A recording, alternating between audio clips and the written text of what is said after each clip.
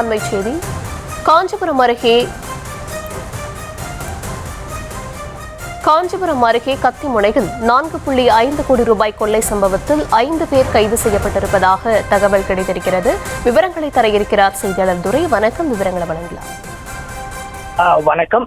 கர்நாடக மாநிலம் பெங்களூருவிலிருந்து சென்னை பெங்களூரு தேசிய நெடுஞ்சாலை வழியாக உண்டாய் கிரியேட்டா காரிலே சென்னை சவுகார்பேட்டைக்கு கொண்டு செல்லப்பட இருந்த 4.5 கோடி ரூபாய் அந்த பணமானது காஞ்சிபுரம் அருகே கொள்ளையடிக்கப்பட்டு 17 பேர் கொண்ட கேரள மாநிலத்தை சேர்ந்த 3 கார்களில் வந்த மர்ம கும்பலால் கொள்ளையடிக்கப்பட்ட சம்பவத்தை தொடர்ந்து தற்போது காவல்துறையினர் 5 பேரை பிடித்திருக்கிறார்கள். மகாராஷ்டிரா மாநிலம் மும்பை அருகே போர்வழி பகுதியை சேர்ந்தவர் ஜாடின்.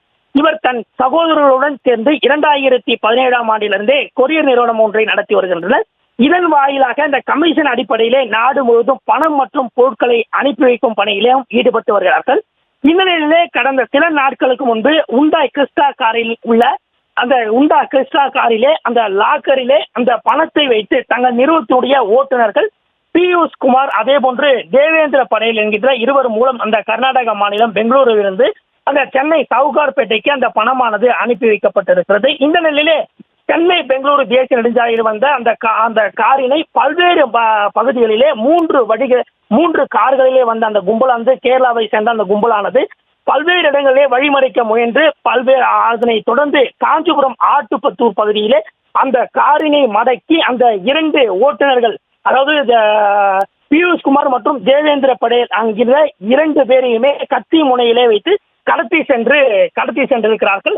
ஆற்காடு அருகே சென்று கொண்டிருந்த போது அந்த காரினை நிறுத்தி அந்த காரிலிருந்து பணத்தினை கொள்ளையடித்துக் கொண்டு அந்த ஓட்டுநர்களையும் அங்கிருந்து இறக்கிவிட்டு சென்றிருந்தார்கள்.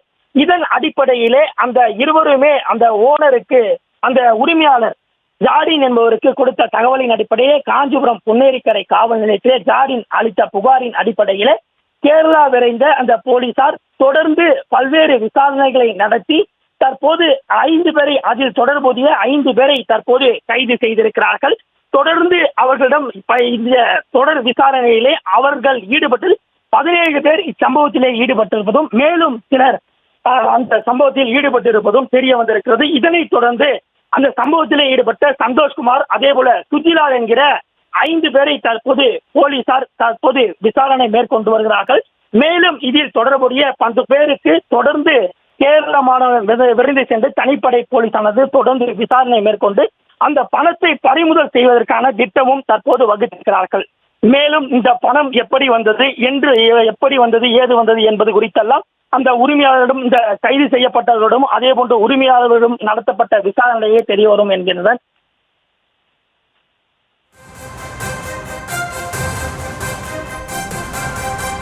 விவரங்களுக்கு நன்றி.